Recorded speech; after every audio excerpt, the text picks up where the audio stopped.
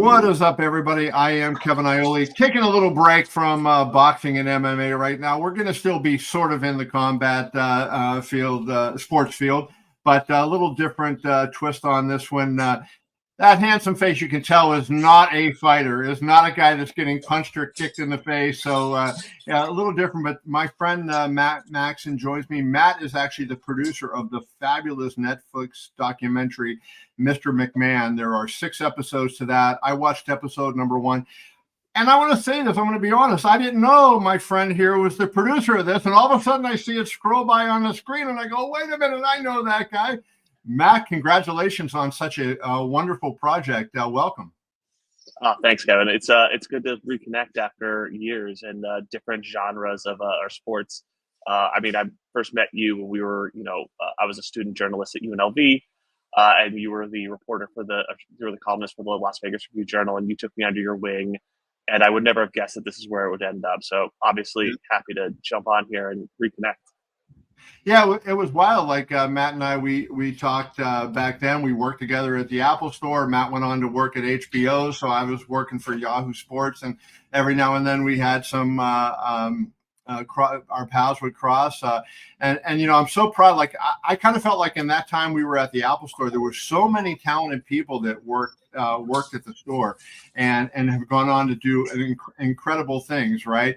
And you, chief among them, certainly with where you have gone in your career. Like how has it played out for you? Like give people an idea of sort of since you left UNLV, sort of what your career path has been. Yeah, I kind of got lucky. Like, I think, I should have known when a bunch of people who are also journalists are at the Apple Store, like maybe journalism wasn't the most linear path to where I wanted to go. But, I got lucky in that while I was at UNLV, the broadcasts in Vegas were really taking off with HBO. And because I was making some, bylines as a reporter, I was able to get on the radar of David Harmon, who was the senior producer of HBO Boxing. And really at the time it was very simple. It was just like, hey, we need some guy who knows computers and knows boxing and can just help out in the truck on fight day. And they paid me $250 a day, and I thought I was rich. And I continued to follow, the reporter path. I was a local journalist down at the Yuma Sun in Arizona, and eventually, a staff position came open at HBO Boxing, and I was there as a staff production associate. If talk about places that are talented, HBO Sports was chief amongst them.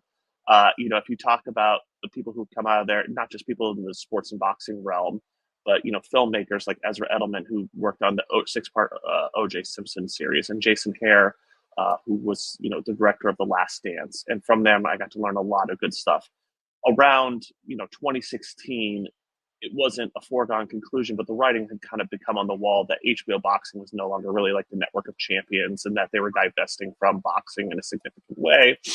And a colleague of mine, Jacob Rogal, and I kind of were looking for what the next step was going to be.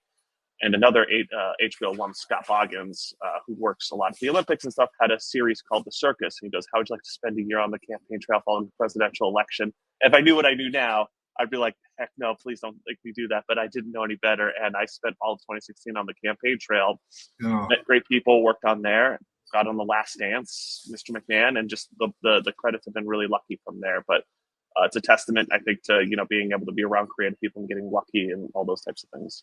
Yeah, there's no doubt. I mean, in our field, in the journalism field, it's like a lot of times it's not what you know, but who you know. And if you have the what you know, which you obviously always had, because you remember, like you and I have pictures from Apple Store meeting for you and I are sitting together because, we had the background of journalism together. We both enjoyed Max. And I always like to be around the people who were self-starters and who were good at their field and what they did. And obviously I think I trained you when you started at the Apple Store, right? Yes. No, I came from, the technology background, but I was an intern at Apple in what feels like a lifetime ago. And I needed to make money. And so you were there. I think you were only there a couple days a week just to be like, hey, this is fun. It helps me stay on top of technology and the discount's fantastic. But yeah, you did teach me that type of stuff. And I just remember being like, I don't know how long I'm going to be here, but you met great people. You had a fun time. It paid well at the time for a college kid. You're like, heck yeah. I remember the 2 things that stick out to me, Matt, were when one time when Michael Jackson came into our store. I don't know if you were working the day that he showed up. I did not, but I heard that story. Yeah, we're working in the Apple store, and I'm in the back, and we had been getting yelled at for clocking in at, like, if you're supposed to be in at 5, clocking in at 4:59, right? Don't clock in a minute early, right? Clock in at 5 o'clock. And so I'm sitting in the back waiting for it to turn to whatever hour it was I'm supposed to clock in and come out to the floor. And all of a sudden they come running in, get out to the floor. And I clock in and I go out, and there's a million kids. And I'm like, what is going on here all of a sudden? And then there's Michael Jackson. So that was that was an experience. And then Mike Tyson, one time, he came in, and I walked up behind him and I patted him on the back, and he turns around and he looked at me. So of course I know Mike very well. But it was out of place, right? Here I am in the Apple store. He's used to seeing me in the boxing gym or at a press conference or whatever, and he sees me there. And like for a second, he was taken aback.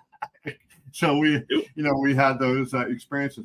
But let's talk about this documentary. Where did the idea come from, and sort of how long was it from the time you came up with this plan to start until we get the product on Netflix? Yeah, there's a lot of different ways that these things kind of come up and launch, and this one is a different beast. I don't know the exact impetus to how it started, but it was a combination between Bill Simmons, Netflix, and WWE, and it had a lot of different pieces. But by the time it came to me, I got a call in June or July of 2021 from Zara Duffy, who's the executive producer on it, and she had worked with Abhay Sofsky, who was the editor. And he said, hey, I don't know much about like these types of things, but we need to build this crew up. And Matt, really showed a lot of interest. And I'll never forget the first question I go is like, what do you know about Vince McMahon? I think I said Little Vinnie Lupton, which is, his birth name. And I was like, not his birth name, but obviously what he was known by at the time when he was a child in North Carolina. And I think that's what kind of launched it from there. I came onto a project that had been going on since 2018. And, it had at that point 2 acts already, but filming hadn't really began until 2021. And so I was getting in still pretty early on. And so we were taking, obviously something that at the time really didn't have an ending. It wasn't necessarily the most compelling story. Right. It was, a guy who built this empire up. And at that point looked like he was on cruise control. We had all these different endings we were workshopping, like, is AEW going to be the challenge for him? Is this going to happen? And we had gotten pretty far in production all of 2021 and early 2022. And I remember, we were screening cuts. We had a very first draft of, I think, the first 5 or 6 episodes. And I remember sitting down to watch it. And as we're reviewing it and we're giving each other notes on things, that was when the first Wall Street Journal article came out. And we kind of had to take a backseat from there and rethink everything from the ground up. I've never been on a project that's lasted this long, that's felt like it's taken so many acts. I think Bill Simmons even said he remembers 14 cuts. I remember a lot more than that. And it just felt like it went from something where you're just like, it felt pretty static and stale and pretty locked in time, to something where you're just like nervously refreshing Twitter to be like, is something else going to come out that we don't know about? Yeah, that was crazy. I mean, he is certainly an iconic figure in the culture and all the things he did. But how was he on set, especially like when you open the documentary with him walking out of the ring where you were interviewing him because the news was breaking about the settlement that had come out in the Wall Street Journal. How was he to deal with on set? I think of him in that Bob Costas interview, how contentious that interview with Costas was. And he, Vince is physically a large man and can be intimidating to talk to. What was he like on set? I'm trying to remember the exact age because I don't want to get it wrong, but I believe he was 76 at the time. And the thing I remember is the time at which these things would start. I think we would arrive. We knew that things were going to be late. So we'd get to, Stamford, Connecticut from New York City. It's about an hour drive. We get up there about like 3 or 4 p.m. and we'd be set to go at 5. And then the delays would come in and be like, he's got a meeting here. He's got a meeting here. And often these were on Thursday nights. And so he had to fly out the next day for Friday Night SmackDown. And so we were just like, there's no way that this can go to this hour. And, 8 p.m., 9 p.m., 10 p.m., 11 p.m., you're like sitting in there. You're like, there's no way that this guy is going to give us more than like an hour, 45 minutes. And he'd sit there for 3-4 hours. And you're just like, oh my gosh, like, how does he have the stamina to do this? Right. And so you're just kind of like overwhelmed by it. You're exhausted. it's almost like you're kind of, but his presence was always very kind. It was always, came up to everybody and shook hands. But it was a surreal experience every time you were in there. It definitely, to harp on Apple, I always remember this description of Steve Jobs as a reality distortion field, and it Yeah. felt like wherever room he walked into, that was it was framed around him. I never covered wrestling in my career. I covered a couple of events, like I covered WrestleMania 9, and that was an interesting thing to cover. But I did, when I was at the Review Journal, cover the XFL for that first inaugural season. The Outlaws.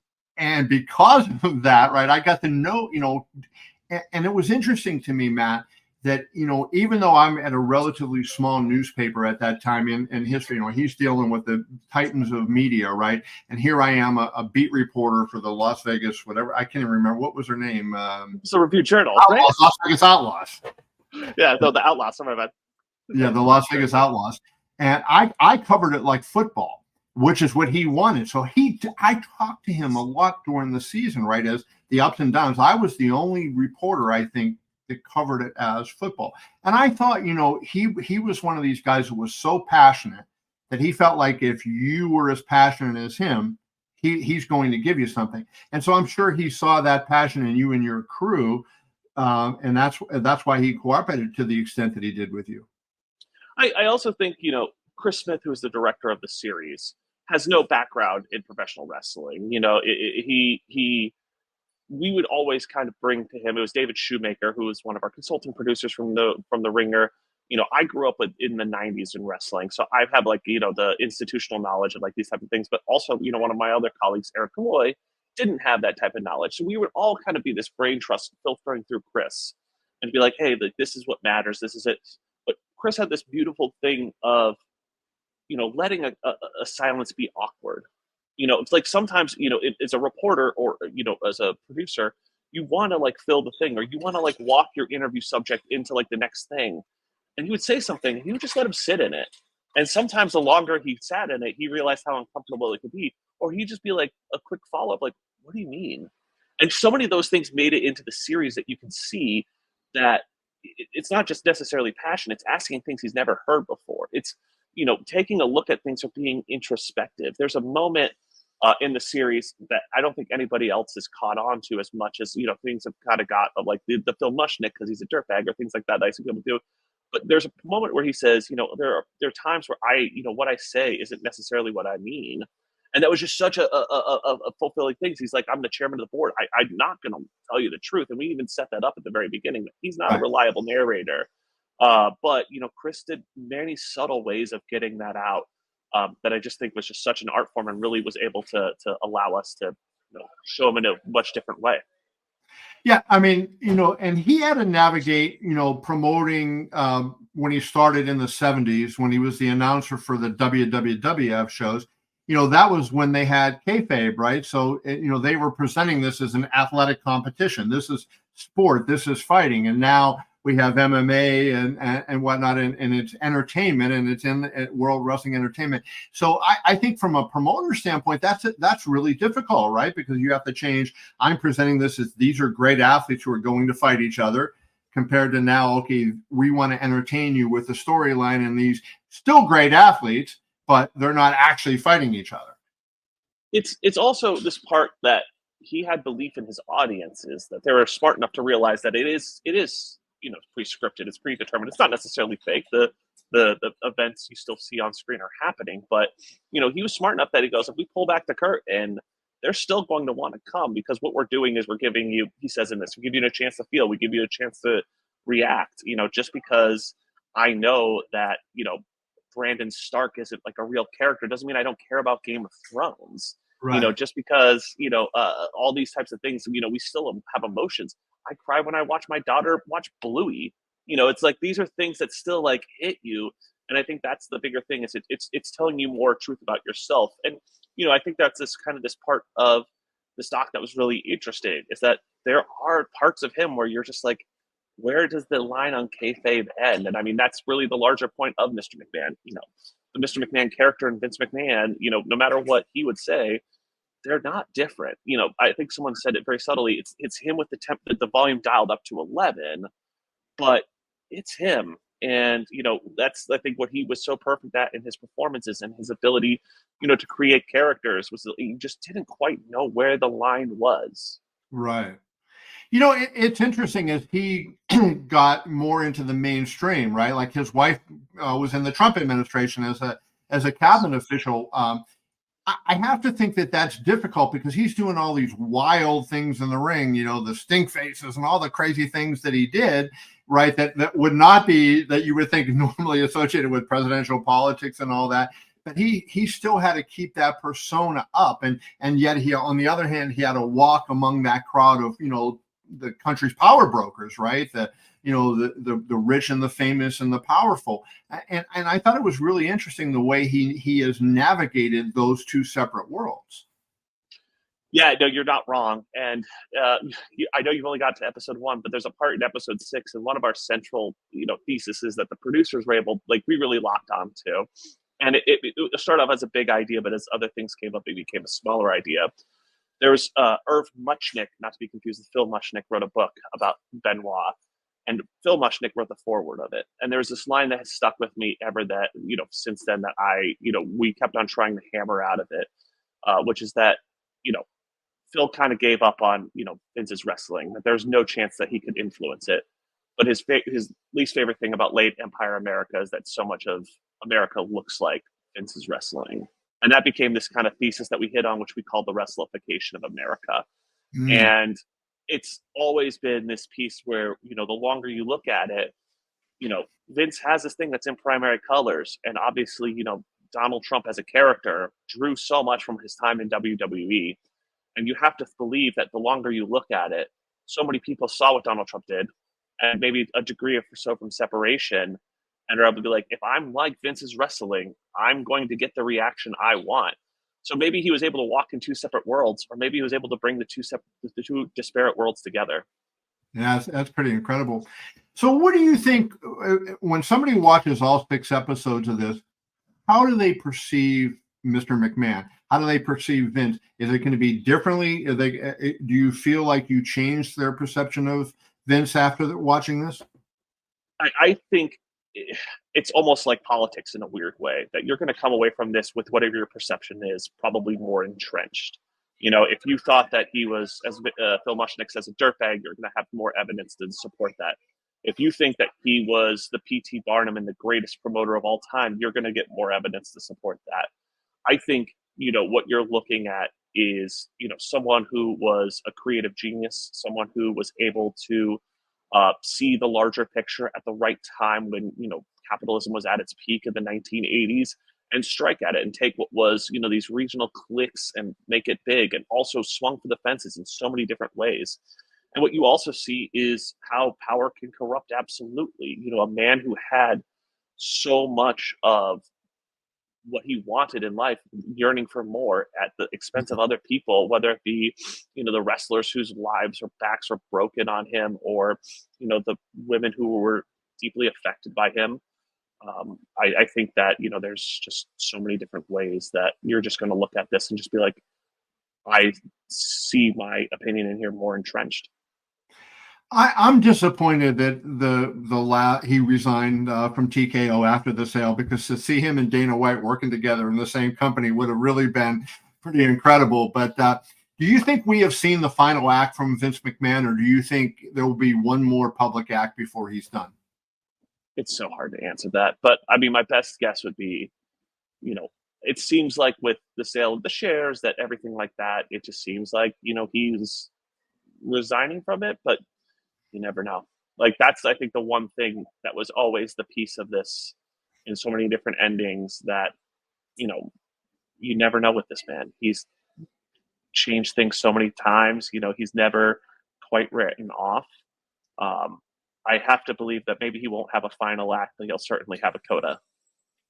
I want to wrap it up with this. I think there's 4 figures, 2 technology figures and two fight figures, and we've mentioned 3 of the 4 of them in this conversation. Steve Jobs obviously influenced both you and I, right, with Apple and what he did at Apple.